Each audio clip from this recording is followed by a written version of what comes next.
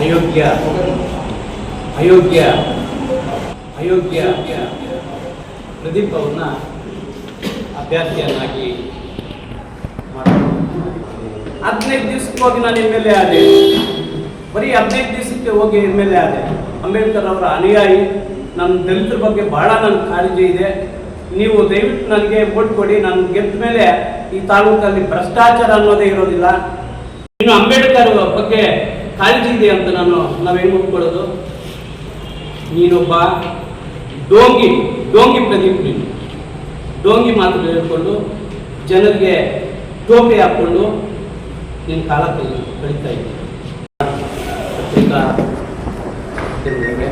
ವೇದಿಕೆ ಮೇಲೆ ಎಲ್ಲ ಸ್ನೇಹಿತರು 2023ರ ಚುನಾವಣೆಗೆ ಈ ಅಯೋಗ್ಯ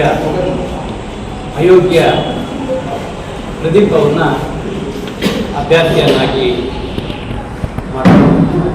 ಹೈಕಮಾಂಡ್ ಟಿಕೆಟ್ ಅನೌನ್ಸ್ ಆದಮೇಲೆ ಇನ್ನು ಚುನಾವಣೆ ಕ್ಯಾಂಪೇನ್ಗೆ ಹೋಗ್ಬೇಕು.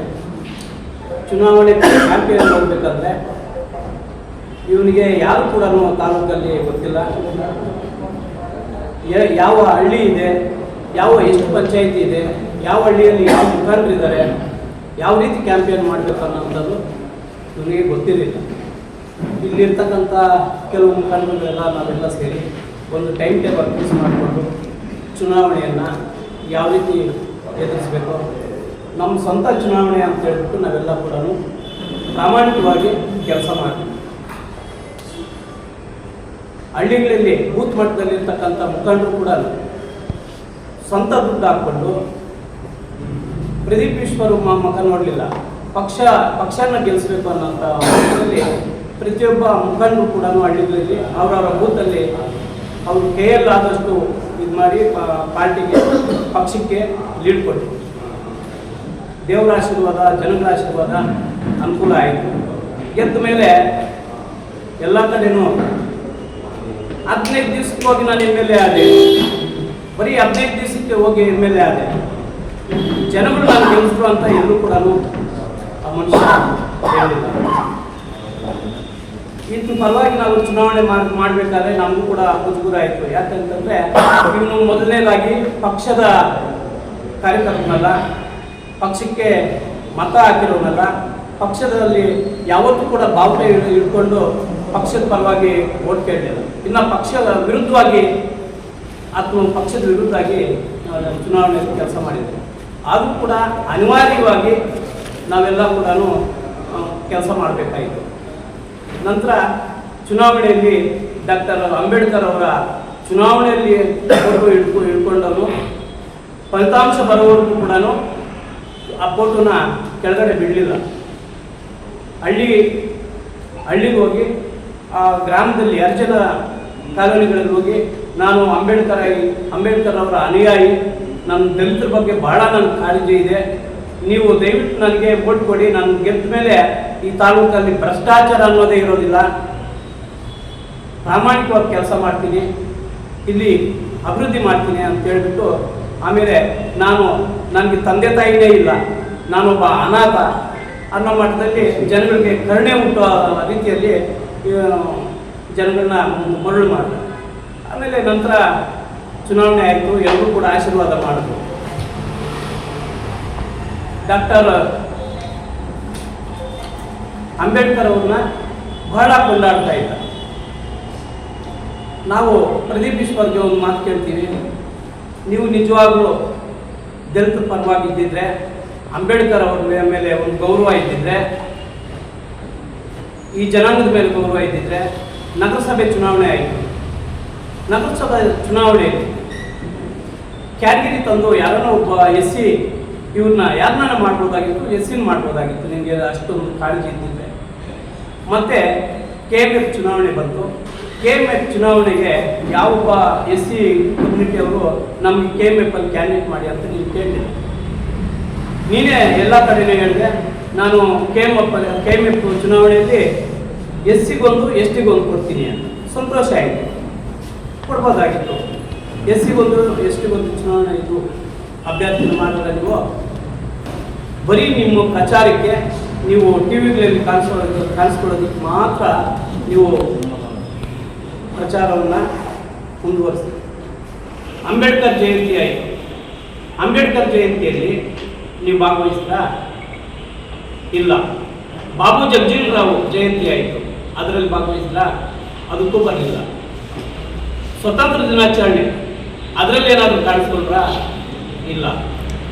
ಗಣರಾಜ್ಯೋತ್ಸವ ಕಾರ್ಯಕ್ರಮ ಆಯಿತು, ಅದಕ್ಕೂ ಕೂಡ ನೀನು ಬರಲಿಲ್ಲ. ಯಾವುದೇ ಜಿಲ್ಲಾಧಿಕಾರಿಗಳ ಕಚೇರಿಯಲ್ಲಿ ಚಿಕ್ಕಬಳ್ಳಾಪುರ ತಾಲೂಕಿನ ಅಭಿವೃದ್ಧಿ ಬಗ್ಗೆ ಸಭೆಗಳನ್ನು ಕರೀತಾರೆ, ಅದರಲ್ಲಿ ಹೋಗಿ ಏನಾದರೂ ನೀವು ತಾಲೂಕಿನ ಅಭಿವೃದ್ಧಿ ಬಗ್ಗೆ ಮಾತಾಡಿದೆಯಾ? ಯಾವುದೂ ಇಲ್ಲ. ನೀನು ಹೆಂಗೆ ಸ್ವಾಮಿ ನಾವು ಜನಪ್ರತಿನಿಧಿ ಅಂತ ಒಪ್ಕೊಳ್ಳೋದು? ನೀನು ಅಂಬೇಡ್ಕರ್ ಬಗ್ಗೆ ಕಾಳಜಿ ಇದೆ ಅಂತ ನಾವು ಹೆಂಗೆ ಒಪ್ಕೊಳ್ಳೋದು? ನೀನೊಬ್ಬ ಡೋಂಗಿ ಪ್ರದೀಪ್. ನೀನು ಡೋಂಗಿ ಮಾತು ಹೇಳ್ಕೊಂಡು ಜನರಿಗೆ ಟೋಪಿ ಹಾಕ್ಕೊಂಡು ನೀನು ಕಾಲ ಕಳೀತಾ ಇದ್ದೀಯ. ಜನಗಳನ್ನ ಕುರಿಗಳನ್ನು ತಿಳ್ಕೊಂಡಿದ್ಯಾ ಪ್ರದೀಪ್ ಅವರೇ? ನಿಮ್ಮ ಅಪನಾಸ್ತಿ ಅಂದ್ಕೊಂಡಿದ್ಯಾ ಕಾಂಗ್ರೆಸ್ ಪಕ್ಷ? ನಿಮ್ದೇನಾದ್ರು ಕೊಡುಗೆ ಇದೆಯಾ ಪಕ್ಷಕ್ಕೆ? ಎಂಥದ್ದು ಇಲ್ಲ. ಮೊನ್ನೆ ಅಂಬೇಡ್ಕರ್ ಜಯಂತಿಗೆ ಬರಲಿಲ್ಲ. ಇನ್ನು ಎಲ್ಲ ಮುಖಂಡರು ನಮಗೆ ಈ ದಾವಣಗೆರೆಯಲ್ಲಿ ಮಾಡಿದ್ರಲ್ಲ ಸೇವೆ, ಆ ಸೇವೆ ಮಾಡ್ತಾರೆ ಅಂತ ಹೇಳ್ಬಿಟ್ಟು ಸುಧಾಕರ್ ಅವರು 3 ಕೋಟಿ ಎತ್ಕೊಂಡು ಹೊರಟೋದ್ರು. ಅದು ನನಗೆ ತುಂಬ ಬೇಸರ ಆಯಿತು. ನಾನು ಅದಕ್ಕೆ ಬರಲಿಲ್ಲ. ಅದೊಂದೇ ಒಂದು ಕಾರಣ. ನೀವು ಸುಧಾಕರ್ ಅವರು ನೀವು 3 ಕೋಟಿ ಎತ್ಕೊಂಡು ಹೋಗಿರೋದು ನೀವು ಗ್ರೂಪ್ ಮಾಡಿ. ಸುಧಾಕರ್ ಅವರು ಎಷ್ಟು ಕೋಟಿ ಅವರು ಸಚಿವರಾದ್ಮೇಲೆ ಚಿಕ್ಕಬಳ್ಳಾಪುರ ಅಭಿವೃದ್ಧಿಗೆ ಎಷ್ಟು ಕೋಟಿ ಬಿಡುಗಡೆ ಮಾಡಿದ್ದಾರೆ ನೋಡಿ. ಅದಾದ್ರೂ ಗೊತ್ತಾ ನಿಮಗೆ? ಅದಾದ್ರೂ ಗೊತ್ತಿದೆಯಾ? ಏನು ಗೊತ್ತಿಲ್ಲ. ನೀನು ಒಬ್ಬ ಡೋಂಗಿ ಮಾತು ಹೇಳ್ಕೊಂಡು ಜನರಿಗೆ ಟೋಪಿ ಹಾಕ್ಕೊಂಡು ಕಾಲ ಕಲಿಬೇಕು ಅಂತ ಬಂದಿದ್ದೀಯ. ಭ್ರಷ್ಟಾಚಾರ ನಿರ್ಮೂಲನೆ ಮಾಡ್ತೀನಿ ಅಂತಂದ್ರೆ ನಿನ್ನಿಂದನೇ ಸ್ಟಾರ್ಟ್ ಆಗಿದೆ ಭ್ರಷ್ಟಾಚಾರ.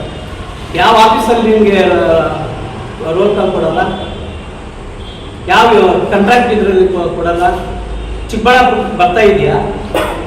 ಚಿಕ್ಕಬಳ್ಳಾಪುರದಲ್ಲಿ ನಿನ್ನ ಮನೆ ಇದೆಯಾ? ಹೋಗಿ ನಿನ್ನ ಮನೆ ಯಾರನ್ನ ಕಾಂಗ್ರೆಸ್ ಕಾರ್ಯಕರ್ತರು ಮುಖಂಡರು ನಿನ್ನ ಮನೆ ಗೊತ್ತಿದೆಯಾ? ಇದುವರೆಗೂ ಯಾರನ್ನ ಸಂಪರ್ಕ ಸಿಗ್ತಾ ಇದೆಯಾ? ಏನು ಅನ್ಕೊಂಡಿದ್ಯಾ ಪ್ರದೀಪ್ ಅವರೇ? ಎಷ್ಟನ್ನ ಜನಗಳನ್ನ ಯಾಮಾರಿಸಿ ಟೋಪಿ ಹಾಕ್ಬೇಕಂತಿದ್ಯಾ? ನಾವು ಹೇಳ್ತಾ ಇದ್ದೀವಿ ನೀವು ಇದೇ ಥರ ಮುಂದುವರಿಸೋದು ನಿಮಗೆ ಶೋಭೆ ಥರ ಅಂತದಲ್ಲ. ಅಂಬೇಡ್ಕರ್ ಜಯಂತಿ ದಿವಸ ಒಂದು ಸರ್ಕ್ಯುಲರ್ನ ಬಿಡುಗಡೆ ಮಾಡಿಸ್ತೀಯ. ನಿಮ್ಮ ಸಂಬಂಧಿಕರು ಯಾರು ತಹಸೀಲ್ದಾರ್ ಇದ್ದಾರಂತಲ್ಲ, ನಿಮ್ಮ ಸಂಬಂಧಿಕರು ಅವರು, ಆಮೇಲೆ ಮಂಚನಹಳ್ಳಿ ತಹಸೀಲ್ದಾರ್ ಹೇಳ್ಬಿಟ್ಟು ಅವರು ಇದರಲ್ಲಿ ಹೇಳ್ತಾರೆ, ಪ್ರದೀಪ್ ಅವರ ಆದೇಶದಂತೆ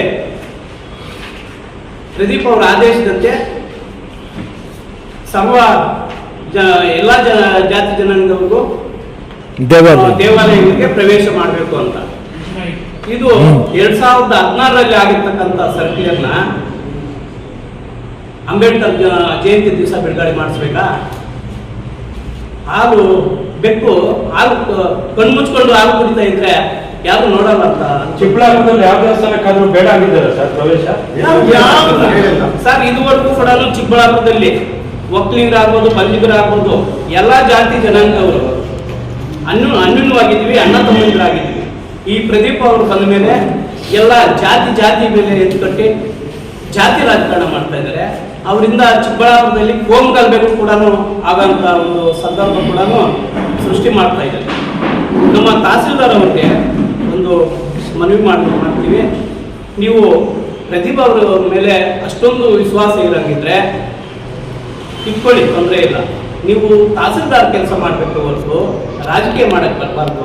ದಯವಿಟ್ಟು ತಹಸೀಲ್ದಾರ್ ಮೇಡಮ್ ಅವರೇ, ಮಂಚನಹಳ್ಳಿ ತಹಸೀಲ್ದಾರ್ ಅವರೇ, ರಾಜಕೀಯ ಮಾಡೋಕ್ಕೆ ರಾಜಕಾರಣಿಗಳಿದ್ದೀವಿ. ನೀವು ಅಫಿಷಿಯಲ್ ಕೆಲಸ ಮಾಡಿ. ನಿಮಗೆ ಜಿಲ್ಲಾಧಿಕಾರಿಗಳಿಂದ ಏನಾದರೂ ಒಂದು ಆದೇಶ ಇದೆಯಾ? ಇಲ್ಲ ಸರ್ಕಾರದಿಂದ ಅಂಬೇಡ್ಕರ್ ಜಯಂತಿ ದಿವಸ ನೀವು ಸರ್ಕ್ಯುಲರ್ ಬಿಡುಗಡೆ ಮಾಡಿ ಅಂತ ನಿಮ್ಗೆ ಆದೇಶ ಇದೆಯಾ? ನಾವು ಇದ್ರ ವಿರುದ್ಧವಾಗಿ ಸರ್ಕಾರಕ್ಕೆ ನಾವು ಒತ್ತಾಯ ಮಾಡ್ತಾ ಇದ್ದೀವಿ. ತನಿಖೆ ಮಾಡಿ ಇವರ ವಿರುದ್ಧ ಕ್ರಮ ವಹಿಸಬೇಕು ಅಂತ ಕೂಡ ನಾವು ಮಾತಾಡ್ತಾ ಇದ್ದೀವಿ. ನಂತರ ಪರಿಶಿಷ್ಟ ಜಾತಿ ಬಗ್ಗೆ ದಲಿತನ ಪದೇ ಪದೇ ಪದೇ ಪದೇ ಬೀದಿಗೆ ತರ್ತಾ ಇದೆಯಲ್ಲ, ಏನ್ ಮಾಡಿದೆಯಾ ದಲಿತರಿಗೆ? ರಾಜಕೀಯಕ್ಕೆ ನೀವು ಬಳಸ್ಕೊಂತ ಇದ್ದೀವಿ. ಒಂದು ದರ್ಖಾಸ್ತು ಮೀಟಿಂಗ್ ಮಾಡಿದ್ಯಾ? ಒಂದು ದರ್ಖಾಸ್ತು ಮೀಟಿಂಗ್ ಮಾಡಿ ಯಾರನ್ನ ಪರಿಶಿಷ್ಟ ಜಾತಿ ಅವರಿಗೆ 1 ಎಕರೆ ಜಮೀನು ಕೊಟ್ಟಿದ್ಯಾ? 5 ಗಂಟೆಗೆ ಅಡ್ಡಿಗೆ ಹೋಗ್ತೀಯ. ಜನ ಎಲ್ಲ ಎದ್ದು ಆಚೆ ಬರೋಷ್ಟೊತ್ತಿಗೆ ಎಲ್ಲ ಪತ್ರಿಕೆಗಳಲ್ಲಿ, ಟಿವಿಗಳಲ್ಲಿ ನಿಂಗೆ ಎಷ್ಟು ಬೇಕೋ ಅಷ್ಟು ಮೇಲೇಜ್ ತಗೊಳ್ತೀಯ, ಓಡ್ ಬರ್ತೀಯ. ಮತ್ತೆ ಹೇಳೋದು ನಾನು ನಿದ್ದೆನೇ ಮಾಡಲ್ಲ, 5 ಗಂಟೆಗೆ ಅಡ್ಡಿಗೆ ಇರ್ತೀನಿ. ಯಾರು ಹೇಳುದು ಸ್ವಾಮಿ ನೀನು 5 ಗಂಟೆಗೆ ಎಲ್ಲ ಮಲಗಿರೋ ಬರಕ್ಕೆ? ಎಲ್ಲ ಎದ್ದ ಮೇಲೆ ನೀನು ಆಚೆ ಓಡೋಗ್ತೀಯ. ಮತ್ತೆ ನೀನು ಯಾವಾಗ ಬರೋದು? ನಿನ್ ಮನಸ್ಸು ಬಂದಾಗ. ಇವೆಲ್ಲ ಕೂಡ ನೋಡ್ತಾ ಇದ್ದಾರೆ ಜನ. ಇನ್ನ ನಿನ್ನ ಆಟಗಳು, ನಿನ್ನ ಡ್ರಾಮಾಗಳು ಎಲ್ಲ ನೋಡ್ಬಿಟ್ಟಿದೀವಿ. ಇದು ಹಳೇದಾಗೋಯ್ತು ನಿನ್ನ ಡ್ರಾಮಾಗಳು. ಇನ್ನು ನಿನ್ನ ಡ್ರಾಮಾಗಳು ಯಾರು ಕೇಳೋದಿಲ್ಲ. ಪ್ರತಿ ವರ್ಷ ಹೆಣ್ಮಕ್ಳಿಗೆ ಅರ್ಶನ ಕುಂಕುಮ ಕೊಡ್ತೀನಿ, ಪ್ರತಿ ವರ್ಷ ಕೊಡ್ತೀನಿ ಅಂತ ಕೊಟ್ರ? ನಿನಗೆ ಬೇಕಾದಾಗ ಮಾತ್ರ ಅದು ಇದು ಮೇಲೆ ಹಾಕ್ತೀಯ, ಆಮೇಲೆ ತಟಾಸ್ತಾಗ್ತೀಯ. ಅಂಬೇಡ್ಕರ್ ಕಾಲೋನಿಯಲ್ಲಿ ಹೈಯೆಸ್ಟ್ ಲೀವ್ ಕೊಟ್ಟಿರ್ತಕ್ಕಂಥ ಇವರು ಹಳ್ಳಿ ಟೌನ್ಗೆ ಹೆಚ್ಚಿಗೆ ಅಲ್ಲಿ ಲೀವ್ ಕೊಟ್ಟಿದ್ದೀವಿ. ₹1 ಕೆಲಸ ಮಾಡಿದ್ಯಾ? ವಾಟರ್ ಫಿಲ್ಟ್ರು ಮಾಡ್ಕೊಡ್ತೀನಿ ಅಂತಂದ್ರೆ, ವಾಟರ್ ಫಿಲ್ಟ್ರು ಚುನಾವಣೆ ಸಂದರ್ಭದಲ್ಲಿ ಹೇಳಿದ್ರಪ್ಪ ಇದಂಗೆ ಹಾಕ್ಬಿಡಿ ಅಂತಂದ್ರೆ, ಅಣ್ಣ ನೀ ಗೇಮ್ ತಕ್ಕೋಣ, ನೀ ದುಡ್ಡ ಏನು ಚಿಡೋಣ, ನೀ ಕೋಟಿ ಎತ್ತಿಸ್ತಾನ